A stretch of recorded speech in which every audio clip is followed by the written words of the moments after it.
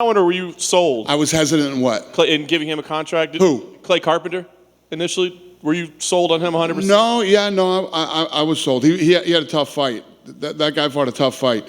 And he had a real tough opponent who I felt was bigger than him. He's been knocking guys out left and right.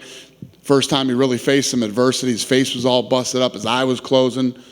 No, I liked what I saw. And I loved how he said, she said, do you kind of like the fact that you went extra? And he's like, no, I like finishing him in the first round. I didn't like this at all. He's a talented kid. We'll see what he can do. Yeah, incredibly entertaining fight. With Eric Silva, you said you didn't like something. I'm assuming you just didn't like the matchmaking there? 100%. So I guess talk to me how you... I literally just saw the kid in the back there, and it's... Eric Silva was way bigger than him, man. I mean, am I the only one that noticed that? I fucking... As soon as he took him down, I'm like, this dude's never getting back up. He's not... Yeah. We usually don't do that. So, I mean, is it difficult for you to evaluate? Because obviously it was an incredible performance, even if it was maybe not the greatest matchmaking. That was pretty dominant. Well, listen, tough for you to evaluate? If you got a guy, listen, he's a 2-to-1 favorite. Eric Silva was a 2-to-1 favorite, and this is my opinion. In my opinion, this guy shouldn't have been fighting in that weight class, in my opinion. And Eric Silva went out and did exactly what you do to a guy that you're a 2-to-1 favorite over and that you're bigger than. And he did it in spectacular fashion. So I can't blame him. He did exactly what he's supposed to do and looked damn good doing it. Jamal Pogues, I guess, what convinced you that, yes, because as you said, it wasn't the greatest performance, but, He took the fight on short notice. Beat a tough guy in his first fight, right, when he came in here. I didn't pick him. Then he takes this fight on short notice.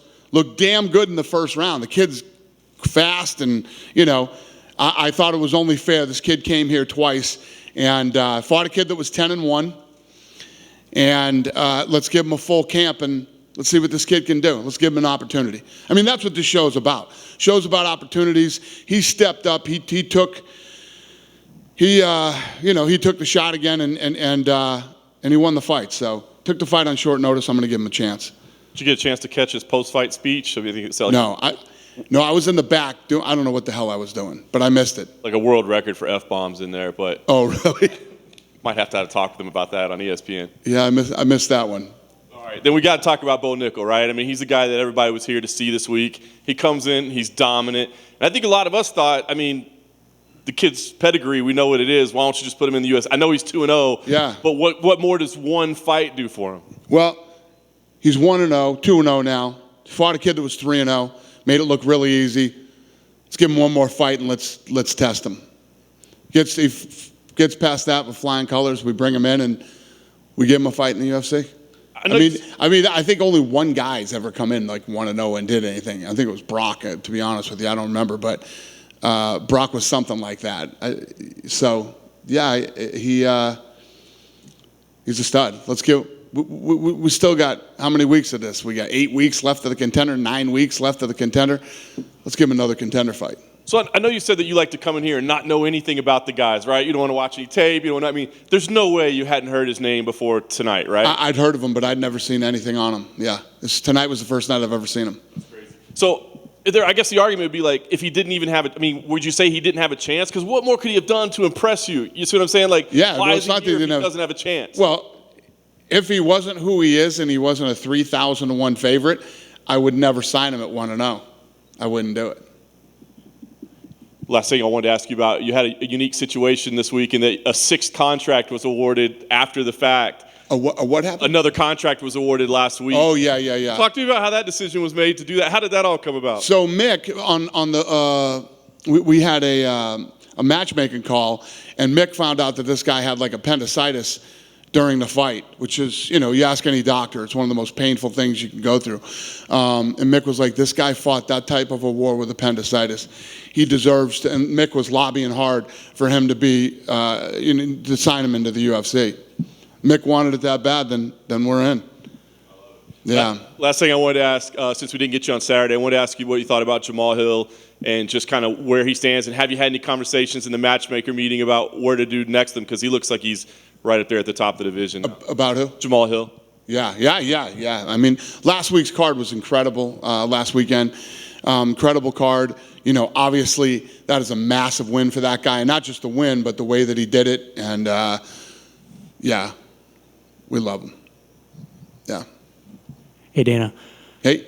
I wanted to ask about last week's card, the Ultimate Fighter 30 wrapped up. I just wanted your thoughts on Giuliani Miller and Muhammad Usman. Yeah.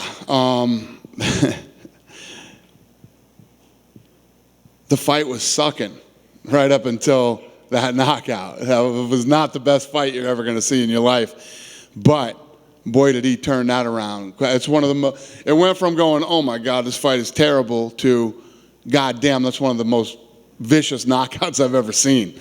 So yeah, congratulations. He looked good. Yeah, what was the other question? And just Giuliani Miller, the other. Yeah, listen, I thought she fought. I thought she fought a great fight. She was aggressive, and yeah, I wasn't unhappy with her performance. Just the Ultimate Fighter Season 30 as a whole, what were your thoughts on just the season? Not my favorite season, but we got through another one, and the finale was good, and the card was good. I'm curious to see how it's fascinating, because when you do these, I call it the ultimate format type shows, the best always rise to the top. I mean, I'm going to tell you guys something crazy that I guarantee you don't know. But, you know, if you look at how many people have come off the show and become world champions, come back and coached, pound for pound greats, you know, some of the biggest legends in the history of the thing. You remember my show, The Ultimate Surfer? Fucking guy that won it won the U.S. Open of surfing today. And you know what they said? They didn't say he won. They said he curb stomped the competition. Fucking Ultimate Surfer, fucking guy won the U.S. Open of surfing. It's fascinating. So the format is phenomenal. It works. Pretty sure that it'll continue next year? The Ultimate Fighter? Yeah. Yeah. It's not going anywhere anytime soon. And then finally for me, this weekend, you got Marlon Chitovera versus Dominic Cruz. Would you say the winner of this fight is one fight away from the title? I don't know.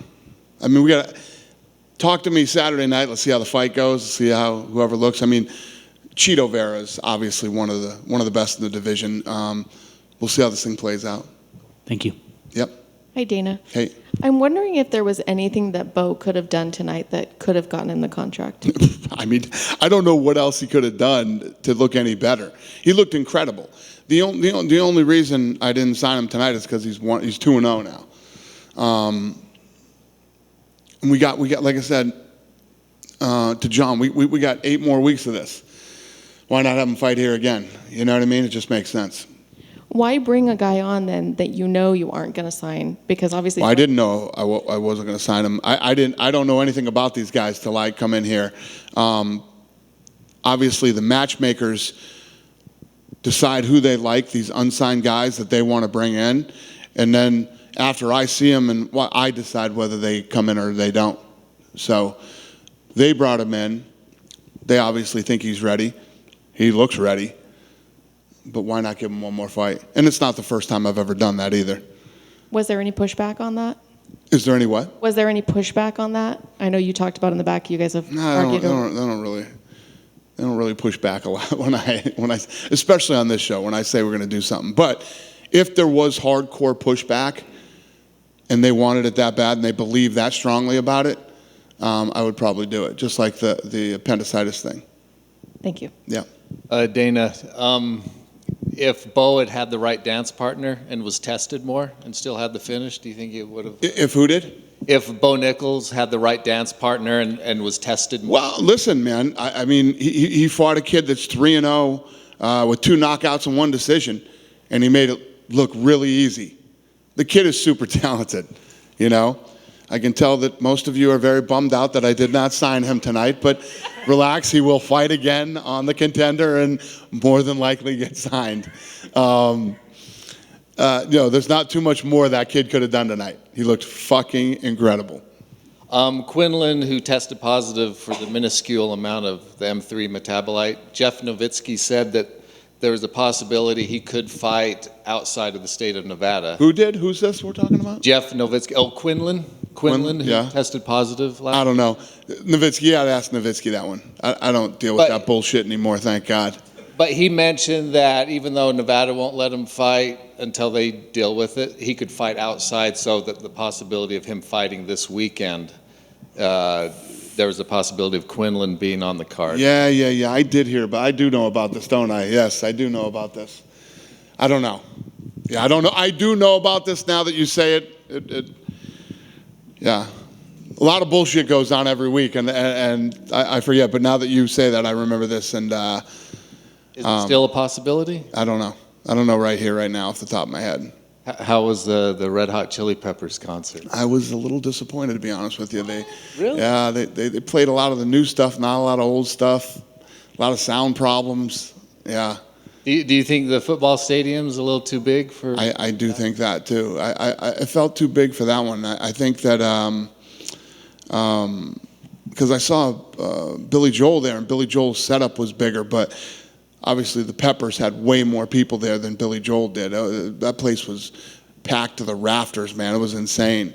But I've seen the Peppers like 20 times, so I've seen some pretty badass shows, and I felt like they kind of, for selling 46,000 seats, they should have really ripped that fucking place apart on Saturday night, and I don't feel like they did. Interesting.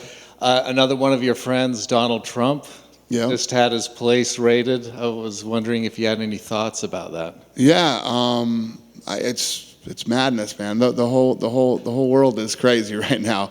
I don't know what to think, and I don't know enough about it, and I haven't talked to him. I've only seen bits and pieces on the news. So I don't know exactly what's going on, but I'll probably call him in the next couple days. I didn't want to call him, like, I'm sure he's, got better fucking things to do than for me to call and say, hey, what's going on over there? But I will talk to him in the next couple days. Some people have mentioned that we now live in a post-constitutional America or a banana republic. Yeah, it's interesting, man. I don't even know what to say. I don't even know what to think about any of that stuff. Again, because I don't know enough about it. But yeah, I can think of about, without getting political right now and getting into all this fucking bullshit, but there's 10 other people's houses that probably should have been raided before his that haven't happened. So it'll be interesting to see how this plays out. Thanks, Dana. Thanks, buddy. Dana, just another friend of yours that praised you, and I hadn't quite heard the story, and I didn't know if you felt like elaborating. Mike Tyson gave you praise for respecting him as a friend and honoring him in something that was going on between him and Hulu. Can you clarify what that was more about and what was going on there? So we did a deal, or we're about to do a deal. We're on the verge of a deal with Hulu to promote this Mike Tyson, unauthorized biography or whatever it is. And Craig Borsari, my head of production, came to me and said, hey, I'm hearing that Tyson isn't happy about this thing. So I called Mike and I said, we're in a deal with these guys. We have a verbal to do this deal with them. And he said, Dana, they're fucking me. And that's all I had to hear. I said, I'm out then I'll squash this deal. So I killed the deal. And I told him that it was over and that I killed it, and we won't be promoting that show for Hulu. And and then he did what he did. Thank you for clarifying. Good. Thanks for coming, guys.